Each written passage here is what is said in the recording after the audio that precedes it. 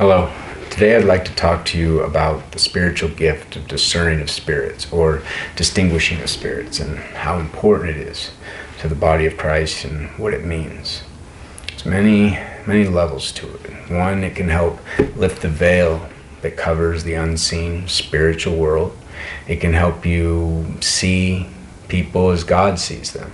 Like in 1 Samuel 16:7, it says that man judges the outward appearance, but the Lord judges the heart. Discerning of spirits lets you see the condition of someone's heart. It also, which leads me to the next point, is that it helps you diagnose a problem and to be able to help someone know what they're dealing with, a stronghold, maybe a sin in their life. And I'm not saying it's to point it out or to be a heresy hunter on someone necessarily. I'm just talking about it gives you insight on what people are struggling with so that you can fight for them in prayer. Intercessory prayer life is very connected to the discerning of spirits.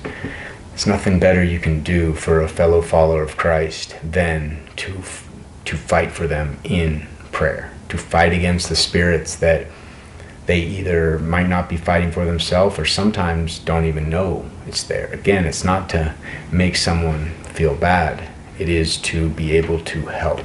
Now, discerning of spirits can also let you not be deceived from apostasy, from inside the church, from those that many might think they're from God. You are seeing the war. A lot of times you have a better sense as a discerner of spirit to the spiritual war that's going on behind the scenes. Like the word says, we are supposed to focus on what is unseen, not what is seen, because what is seen is temporary, what is unseen is eternal. If we ask the Lord to open our eyes to seeing how he sees, it can really change the game in spiritual warfare. Now, it's not always about identifying bad spirits. Like when Jesus met Nathanael, he says, "Behold an Israelite in whom there is no guile." You can see good things about people, bad things about people. Let you identify angelic and demonic spirits.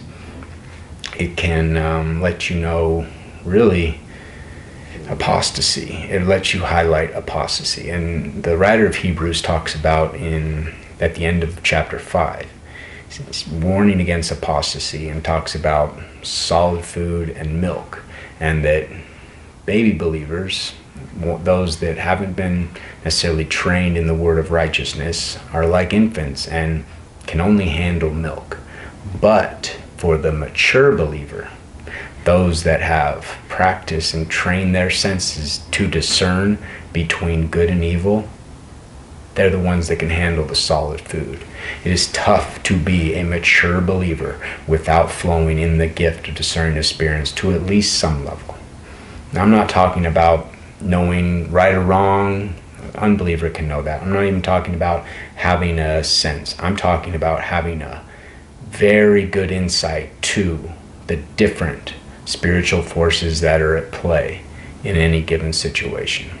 This is an all-important gift to the body of Christ, and I highly recommend asking the Lord to either heighten these senses for you or to lead you to verses that can help you get better in this area. It's open to all believers. Spiritual gifts, we just need to train ourselves. But man, this is a big one, because it can help you warn others about false prophets, false teachers, and lets you identify if someone really is of God. And the thing is that wolves in sheep's clothing, and a lot of people who are living in hidden sin, they're not going to be comfortable around you if you're a high-level discerner of spirits. They know what's inside of them. Again, the battle isn't against flesh and blood, but what's inside of them knows what's inside of you, can identify and highlight and call them out. You'll see many people in church that are fearful of those with either the prophetic eyesight or with the discerning of gifts, because they don't want to be found out. It's like reading the mail. I'm not saying it's about reading someone's mind. I'm saying it's about knowing what is going on in the spiritual realm. Sometimes it comes with the gift of seeing. And even when Jesus was talking to Nathanael, he said, this is just the beginning. Because Nathanael was pretty amazed that he knew he had no guile in him. This is just the beginning. You are going to see angels descending and ascending upon the Son of Man. Many times, like Paul in the storm in Acts, in the boat, saw the angel. None of the others saw the angel. Discerning of spirits is key. It's key for helping those around you. It's key for identifying those who are of God and are not. And it's key for being an intercessory prayer warrior for the body of Christ. A lot of false teachings and wolves in sheep's clothing have crept into the body of Christ today and for a long time. The spirit of Antichrist, which has been at work for a very, very long time. You might hear good, ear-tickling messages, and 80, 85%, 90% might be good from what you hear, but that other 10%, the other 15%, what then? A discerner of spirits can identify what is really from God and what their true motives are. And they are a terror to the demonic realm. The demonic realm knows that they're the biggest threat.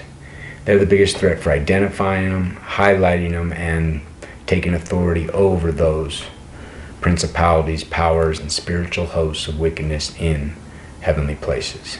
The more you refine this gift, the more you pray about it and ask the Lord to heighten your senses, the better help you're going to be to those around you. It's not something little and just having a sense of something. It is really knowing the war. A lot of times, like I said, it's coupled with the prophetic eyesight. You're able to see miles ahead. You're able to see what might lead someone to danger, and sometimes we can let them know, and sometimes we just have to remove ourselves because discerner of spirits take a lot of hate.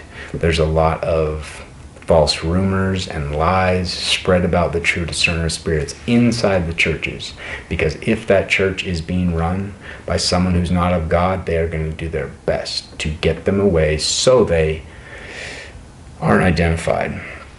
I many times have seen situations. One for instance, I was watching this guy speak at a large church, and he was being very blasphemous about the story of Mary and Martha. And it was pretty sick how the congregation was laughing along with it. He came over to where I was sitting, and I just looked at him. I said, I know. This guy looked like he had seen a ghost. He literally went to the other side of the stage and said, you know what, I'm just going to stay over here the rest of the message because there's no real believers over there on that side. Congregation is laughing and eating it up. It was disgusting. But I would recommend that when you do know, don't let them know that you know. You'll be able to see more insight, and you will become a target for a lot of false teachers. Now, there's going to be times when we do have to call it out, but it's not an easy gift to live with sometimes.